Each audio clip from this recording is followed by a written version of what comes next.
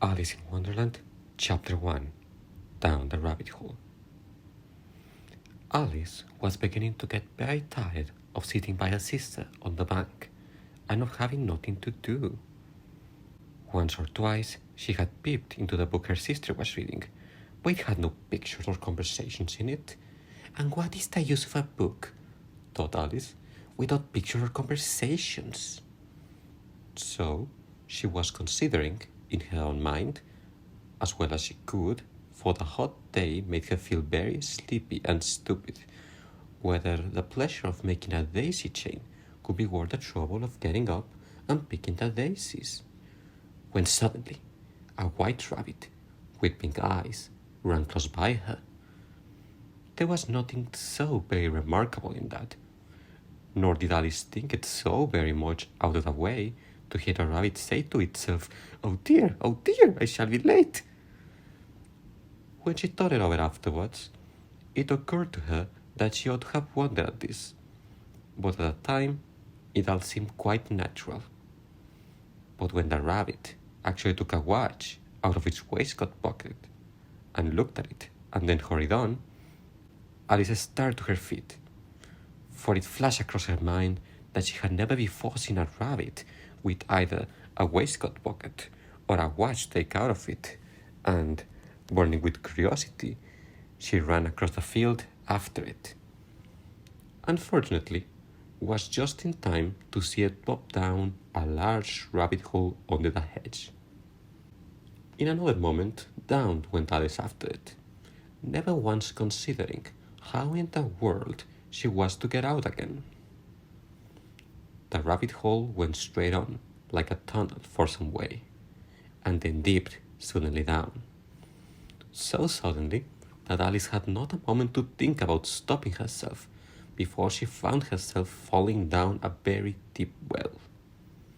Either the well was very deep, or she fell very slowly, for she had plenty of time as she went down to look about her and to wonder what was going to happen next. First, she tried to look down and make out what she was coming to, but it was too dark to see anything. Then she looked at the sides of the well and noticed that they were filled with cupboards and bookshelves. Here and there she saw maps and pictures hung upon pegs. She took down a jar from one of the shelves as she passed. It was labeled orange marmalade, but to her great disappointment it was empty. She did not like to drop the jar for fear of killing somebody underneath, so managed to put it into one of the cupboards as she fell past it. Well, thought Alice to herself, after such a fall as this, I shall think nothing of tumbling downstairs. How brave they'll all think of me at home. Why, I wouldn't say anything about it, even if I fell off the top of the house, which was very likely true. Down, down, down. Would the fall never come to an end? I wonder how many miles I've fallen by this time, she said aloud. I must be getting somewhere near the center of the earth. Let me see. That will be 4,000 miles down, I think. For, you see, Alice had learned several things of this sort in her lessons in the schoolroom, and though this was not a very good opportunity for showing off her knowledge, as there was no one to listen to her, still, it was good practice to say it over.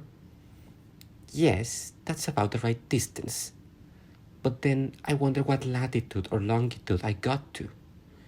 Alice had no idea what latitude was, or longitude either, but thought they were nice grand words to say. Presently she began again. I wonder if I shall fall right through the earth. How funny it'll seem to come out among the people that walk with their heads downward. The antipathies, I think.